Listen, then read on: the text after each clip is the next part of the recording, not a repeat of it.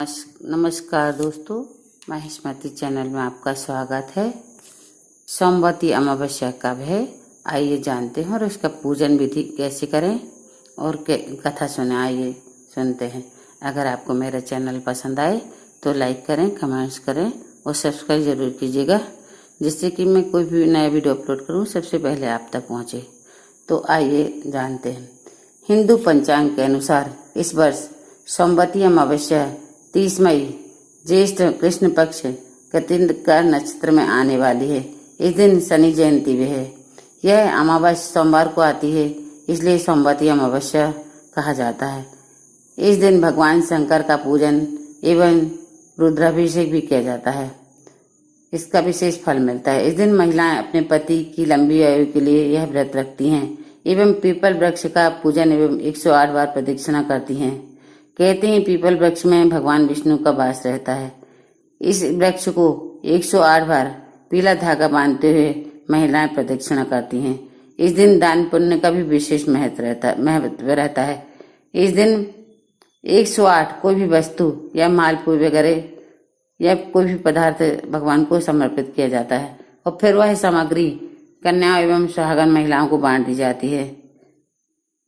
सुहाग का सामान वितरित किया जाता है, जैसे चूड़ी, बिंदी, सिंदूर आदि।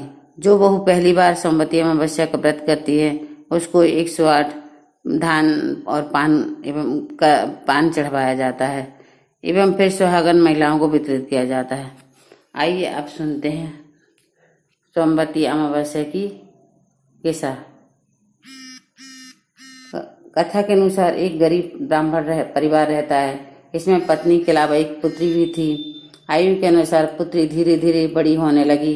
बढ़ती उम्र के साथ उसमें स्त्रियों के गुण का भी विकास होने लगा। वह बहुत ही सुंदर, सुशील एवं सर्वगुण संपन्न थी, लेकिन गरीब होने के कारण उसका विवाह नहीं हो पा रहा था। एक दिन उस ब्राह्मण के घर एक साधु महाराज पधारे। कन्या की सेवा से साधु महाराज का मन बहुत प्रसन्न हुआ। उन्होंने कन्या को लंबी आयु उम्र का आशीर्वाद दिया और कहा कि इस कन्या की हथेली में विवाह का युग नहीं है।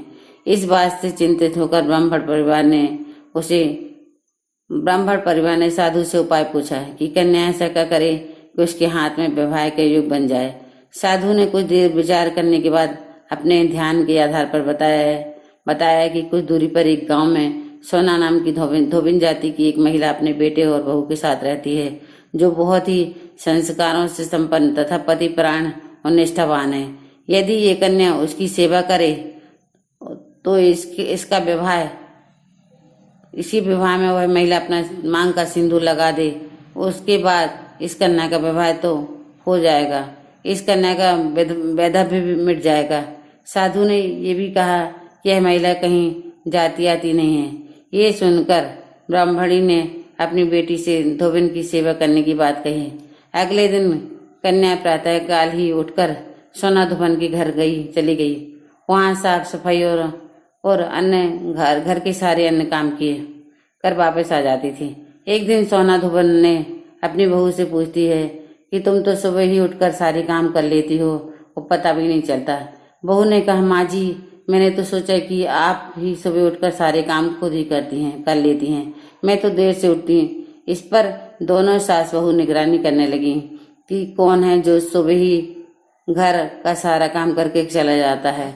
कई दिनों के बाद धोबिन ने देखा कि एक कन्या मुंह अंधेरे घर में आती है और सारे काम करके चली जाती है।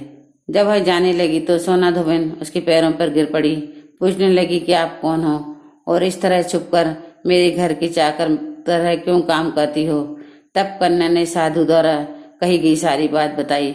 सोना धोबन पतिपरायण थी, उसमें तेज था। वह इस बात के लिए मान गई। सोना धोबन के पति थोड़ा स्वस्थ था। उसने अपनी बहू से अपने लौटाने तक घर पर ही रहने को कहा। सोना धोबन ने जैसे ही अपनी मांग का सिंदूर उस कन्या की मांग में लगाया उसका पति मर गया।